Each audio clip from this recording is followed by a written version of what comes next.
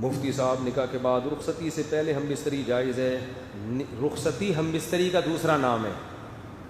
نکاح کے بعد میاں بیوی کہیں بھی تنہائی میں جمع ہو جائیں تو اٹ از کالڈ رخصتی. شریعت کی نظر میں یہ رخصتی بولو ہو گئی ہے. اب شریعت کے حکام سارے چینج ہو جاتے ہیں. رخصتی سے پہلے بیوی کو طلاق ایک دفعہ دے دی, نکاح ختم. رخصتی کے بعد ایک دفعہ طلاق دی ہے تو نکاح ختم نہیں ہوتا.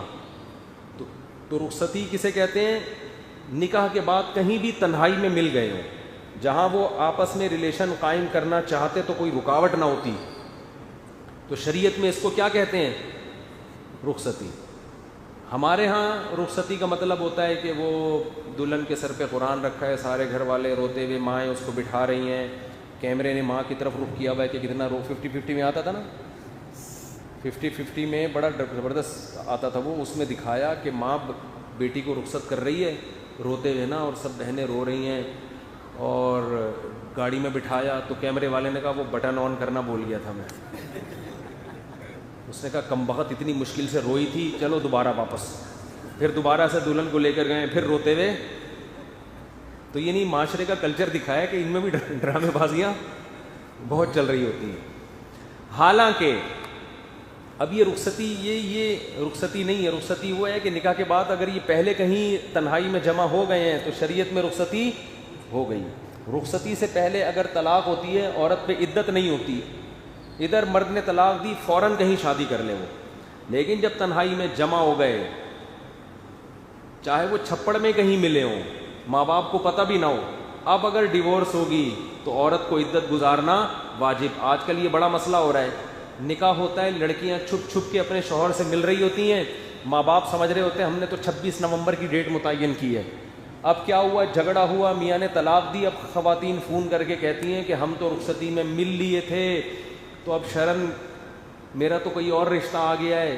کہتا ہوں آپ کے لیے نکاح حرام ہے, آپ عدت پوری کریں. کہہ رہی ہیں عدت کیسے پوری کروں؟ ماں باپ بولیں گے کیا کر رہی ہے بھائی, عدت کے دوران تو عورت گھر سے نہیں نکل سکتی ہے بھائی.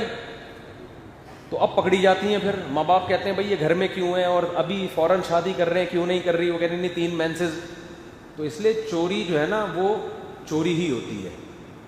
تو ایسے کام کیا کرو جو بعد میں افورڈ کر سکو. بعض تو پھر اللہ کے غضب کو دعوت دیتی ہیں کہ اسی عدت کے دوران شادی کر لیتی ہیں کہیں اور, وہ نکاح ہوتا ہی نہیں ہے, کل عدم ہے وہ. تو رخصتی جب ہو گئی, میاں بیوی تنہائی میں جمع ہو گئے, پھر طلاق کے بعد احکام کچھ اور ہیں, رخصتی سے پہلے کے احکام کچھ اور ہے. پورا مہر مرد پہ واجب ہو جاتا ہے رخصتی کے بعد. تنہائی میں جمع ہو گئے, مرد کے ذمہ مہر واجب ہو گیا. سمجھتے ہو؟ بہت سارے حکام ہیں.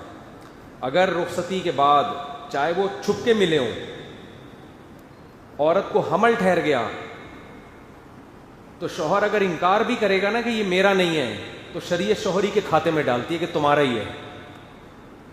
تو بڑے مسائل ہیں, اس لیے یہ چیزیں چھپن چھپائی ان میں صحیح نہیں. اور ماں باپ کو چاہیے اپنی ذمہ داری پوری کریں کہ جب وہ قائد اعظم کے مزار پہ مل ہی رہے ہیں اور ادھر جا کے ڈیٹے مار رہے ہیں, تو عزت کے ساتھ رخصت کر دو. کیا مصیبت بنائی ہوئی ہے تم لوگوں نے یار. نہیں جی پہلے وہ چمونی آپا آئیں گی, پھر وہاں سے خالہ آئیں گے, پھر ان کے ماموں سعودی عرب میں رہتے ہیں وہ آئیں گے, پھر ابا وہاں رہتے ہیں. چھوڑو بھائی, ٹینشن نہیں لو. دیکھو نکاح ایک ایسی چیز ہے, مشکل بنانا چاہو تو اس سے مشکل دنیا میں کچھ نہیں ہے, آسان بنانا چاہو بہت آسان.